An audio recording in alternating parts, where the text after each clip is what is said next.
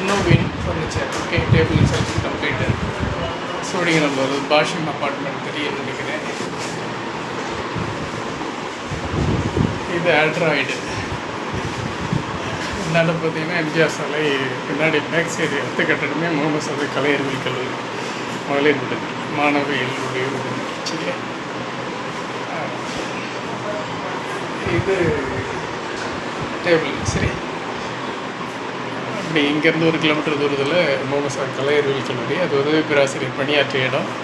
இப்போ உதவி இல்லாமல் ஆச்சாரிய பணியாற்றுகின்ற தருணம். சரி, எப்படி இருந்தாலும் சதி வென்று வரலாறு படைப்பதை சிறந்த தலைவனுடைய கடமை. அதை நான் மறந்துட்டல, மறக்க விட போகிறதும் இல்லை.